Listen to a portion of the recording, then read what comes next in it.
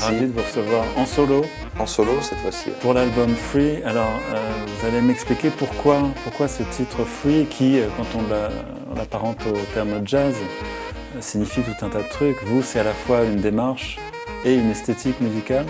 C'est vraiment apprendre au sens premier du terme, free, liberté, liberté d'aller, d'explorer dans toutes les directions possibles. En fait, je me suis rendu compte que la musique que j'écris est fortement influencée par beaucoup de mes expériences musicales et des choses que j'ai pu entendre et découvrir à travers plein de pays, plein d'époques, plein de choses comme ça.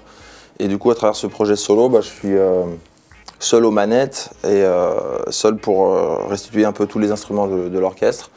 Et du coup, j'ai la liberté absolue d'aller où je veux, quoi. Comment est-ce qu'on arrive à dégraisser finalement l'orchestre jusqu'à se retrouver seul? J'imagine que vous avez connu beaucoup d'expériences avec énormément de musiciens avant d'en arriver là. Bien sûr. Qu'est-ce que vous avez retenu dans cette formule solo de vos expériences passées? Je dirais plein de choses. Il y a l'écriture, il y a l'improvisation. Là, c'est beaucoup axé sur le travail du son, évidemment. Parce que tous les sons viennent d'un seul instrument, qui est le saxophone, que j'ai équipé de micros, de capteurs, de petits mixeurs que je règle directement depuis l'instrument. Et ensuite, tout un système d'effets de guitare que je pilote. Donc ensuite, à moi de restituer les lignes de basse, les lignes de guitare, les chœurs ou même des instruments qui ne peuvent ne pas exister. Ce qui compte, c'est de reproduire un peu les fonctions orchestrales nécessaires, quoi, de la basse, de la percussion, de l'harmonie avec différentes choses, et puis du lead, quoi. En gros, c'est ça.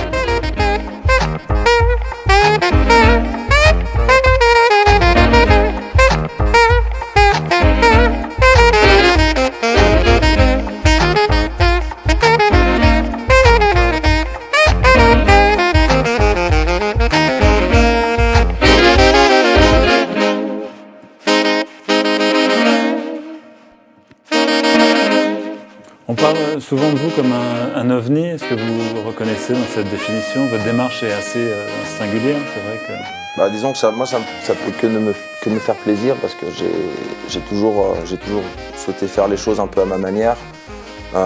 J'ai toujours souhaité deux choses en fait. Arriver premièrement à m'adapter à tout environnement musical, c'est-à-dire à me pointer dans n'importe quel pays, dans n'importe quel club, et arriver à saisir les codes musicaux. Donc au début, ça a été beaucoup avec le jazz, où je me suis vraiment imprégné, j'ai beaucoup étudié, j'ai appris beaucoup de standards pour pouvoir jouer entre guillemets les phrases qu'il fallait.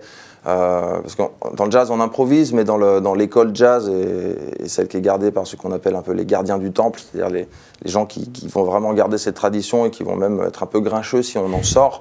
Mais heureusement qu'ils sont là parce qu'ils servent aussi à préserver des choses. Mais bon, moi je voulais pouvoir être accepté vraiment dans toutes les choses, donc savoir assurer dans tous les domaines musicaux.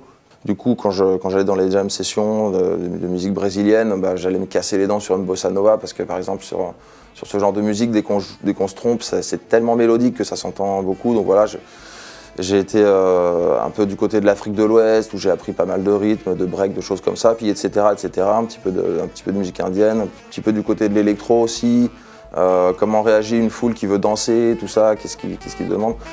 Et la rigueur du classique, voilà, beaucoup de choses. Et tout ça pour emmener au fait que ça fait une grosse mixture. Alors aujourd'hui, votre réputation dépasse largement le cadre de la France. Vous avez joué beaucoup à l'étranger. Vous avez même été remarqué par John Zorn, un immense saxophoniste américain. C'est quelque chose qui vous tient à cœur, vous, de voyager avec votre musique? Bien sûr, tout à fait. Et surtout, chaque voyage me nourrit à chaque fois. Et puis, je dis souvent que la musique est pour moi comme un passeport universel, parce que entre musiciens, il y a quelque chose de très particulier, c'est que quand on partage un moment musical qui est fort, où il y a à la fois une écoute de toutes parts et aussi de la proposition musicale, on se rapproche très vite en fait, on devient très vite pote, voire même frère. Alors, des fois c'est juste le temps de la rencontre, mais il se passe quelque chose d'assez fort. Et ça, c'est pour moi une chance en fait d'avoir cet outil-là dans les mains, en fait, de pouvoir voyager et puis me greffer à toutes sortes de choses. quand on est dans un moment musical, il y a vraiment si ça se passe bien, ça veut dire qu'il y a un grand respect qui est là, de part et d'autre.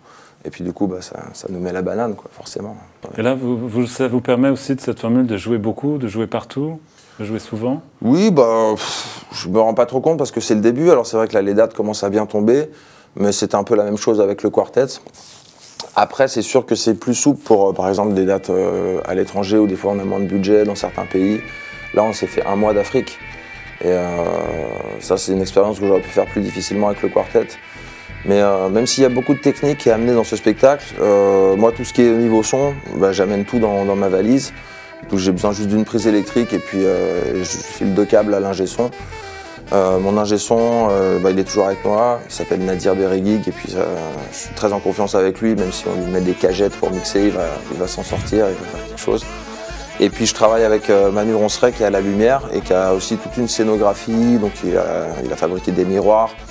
Moi je suis allé chercher aux usines Selmer des bouts de sax mal foutus. Ils m'ont filé plein de pavillons, de barytons, de ténors et on a fait une espèce de sculpture comme un orgue lumineux en fait, qui rappelle un peu la lumière que j'ai dans le saxophone. Et comme s'il y avait plein de sax qui jouaient voilà, derrière moi, donc il y a ces choses-là. Il y a un petit peu de vidéos sur des tulles et tout ça tient dans les valises. En fait, on arrive, on a un peu tout, donc on demande une fiche technique assez légère et puis le but était d'être assez autonome quoi, sur la route. Voilà. Par contre, on porte, hein. On a du poids quoi. On ira vous voir le 17 novembre au Café de la Danse. Paris, au Café de la Danse. Bonne route à vous, Guillaume. Merci beaucoup.